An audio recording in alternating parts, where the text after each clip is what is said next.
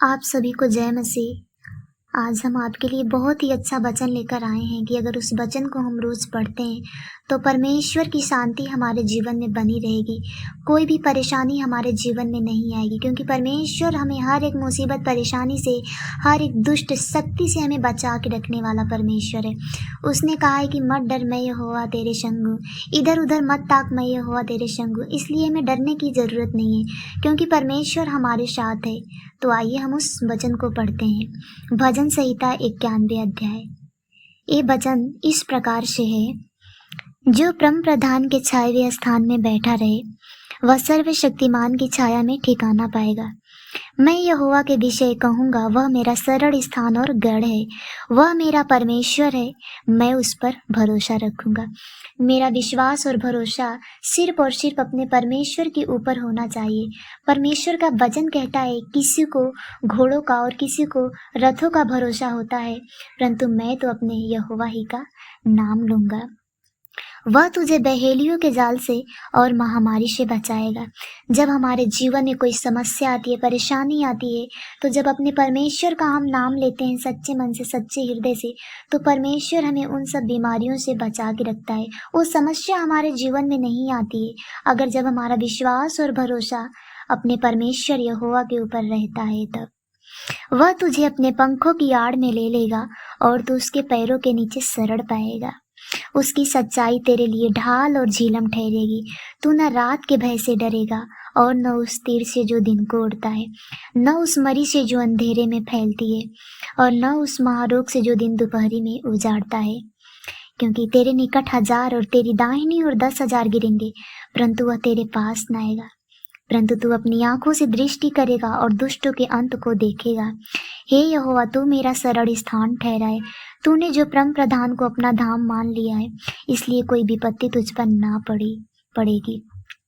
क्योंकि हमारा परमेश्वर का वचन कहता है कि तूने जो परम प्रधान को अपना धाम मान लिया है, इसलिए कोई विपत्ति तुझ पर ना पड़ेगी।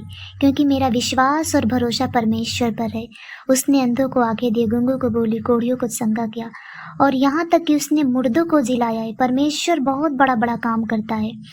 हालेलुया। मेरा विश्वास और भरोसा सिर्फ और सिर्फ अपने परमेश्वर के ऊपर होना चाहिए, क्योंकि परमेश्वर का वचन कहता है कि आकाश के नीचे और मनुष्यों के बीच में कोई दूसरा नाम नहीं दिया गया है जिसके द्वारा हम उद्धार प्राप्त कर सके। परमेश्वर का वचन ये भी कहता है, परमेश्वर सबको बुलाते हैं कि आओ अपने पापों से पश्चाताप करो और मेरे ऊपर विश्वास करो तो तुम जीवन पाओगे। उसका वचन कहता है कि हे बोझ से दबे हुए लोग, मेरे पास आओ, मैं तुम्हें विश्राम दूंगा। इसलिए परमेश्वर बुलाता है। उसने मेरे लिए, मेरे गुनाहों के लिए अपना पवित्र लहू बहाया। जो मेरा गुनाह था, मेरा पाप था, उसको भी धो डाला। इसलिए हमें परमेश्वर पर विश्वास करना चाहिए कि वो सच्चा खुदा है, जिंदा खुदा है, वो परमेश्वर का पुत्र है। हालेलुया। इसलिए कोई दुख विपत्ति तुझ पर ना पड़ेगी, ना कोई दुख तेरे डेरे के निकट आएगा, क्योंकि वह अपने दूतों को तेरे निमित्त आज्ञा देगा कि जहाँ कहीं तू जाए वे तेरी रक्षा करे। वे तुझको हाथों हाथ उठा लेंगे, ऐसा ना हो कि तेरे पाँवों में पत्थर से ठेस लगे। तू सिंह और नाग को कुचलेगा, तू जवान सिंह और अजगर को लताड़ेगा। उसने जो मुझसे स्नेह किया है, इसलिए मैं उसको छुड़ाऊंगा। मैं उसको ऊंचे स्थान पर रखूंगा, क्योंकि उसने मेरे नाम को जान लिया है। जब वह मुझको पुकारे तब मैं उसकी सुनूंगा। संकट में मैं उसके संग रहूंगा। मैं उसको बचाकर उसकी महिमा बढ़ाऊंगा।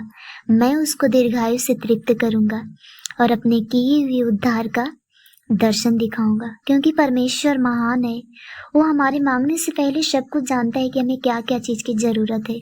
उसका वचन कहता है कि पहले तुम मेरे धर्म और राज्य की खोजी कर, ते सारे वस्तुएं भी तुम्हें मिल जाएंगे। इसलिए हमें परमेश्वर के धर्म और राज्य की खोजी करना है, उनके वचन को प्रतिदिन पढ़ना है, और हमें परमेश्वर से ये प्रार्थना करना चाहिए कि परमेश्वर पिता, आपके वचन की भूख और प्यास मेरे अंदर हो। हम अपनी स्पिरिचुअल लाइफ में आगे बढ़ें और परमेश्वर परमेश्वर से ये प्रार्थना करना चाहिए कि परमेश्वर पिता, जो मेरे जीवन का पहला स्थान है, मैं आपको देती हूँ।